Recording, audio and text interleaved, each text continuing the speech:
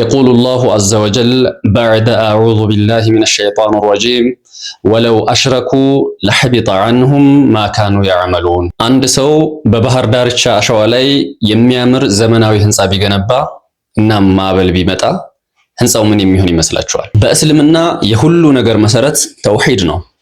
የአላህን አንድነት ማረጋገጥና አምልኮን ለርሱ ብቻና ብቻ መስጠት ማለት ነው። ተውሂዳችንን ሳናስተካክል የምንሰራው ማንኛውም ስራ ልክ መግቢያችን ላይ እንዳነሳ ነው አሸዋ ላይ እንደተገነባ ህንጻ ነው። የፈለግን ያህል ብንሰግድ፣ ብንጾም ወይም ደግሞ በቢሊየን የሚቆጠር ገንዘብ ሰደቃ ብንሰጥ ተውሂዳችን ከተበላሸ ወይም ደግሞ ሽርክ ከተቀላቀለበት ምንም ዋጋ አይኖረውም ማለት ነው። ለዚህም ነው አላህ ሱብሓነሁ ወተዓላ በሱረቱል አንዓም የተወሰኑ ነቢያትን በስም ከጠቀሰ በኋላ እነሱን በማስመልከት እንደዚህ የሚለን ወለው አሽረኩ ለሐቢጠ ዐንሁም ማ ካኑ ያዕመሉን፣ በአላህ ቢያጋሩ ኖሮ ይሰሩት የነበሩት መልካም ተግባር ሁሉ በታበሰባቸው ነበር ይለናል አላህ ሱብሓነሁ ወተዓላ። ነቢያት ከሽርክ የተጠበቁና አላህ ሱብሓነሁ ወተዓላ ዘንድ ከፍተኛ ደረጃ ያላቸው ከመሆኑም ጋራ እነርሱ እንኳን ሽርክ ቢሰሩ ስራቸው በጠቅላላ እንደሚበላሽ ከተነገረ ከነርሱ በታች ያለ ማንኛውም ተራ ሰው ሽርክ ቢሰራ ስራው በጠቅላላ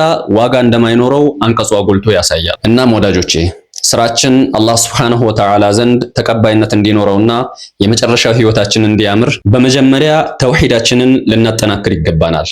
ተውሂድ የጀነት ቁልፍ እንዲሁም ደግሞ የስራችን ሁሉ ዋስትና ነውና ማለት ነው። አላህ ሱብሓነሁ ወተዓላ ተውሂዳቸውን አጥርተው ከሚኖሩትና ስራቸውን ከተቀበላቸው ባሮቹ ያድርገን።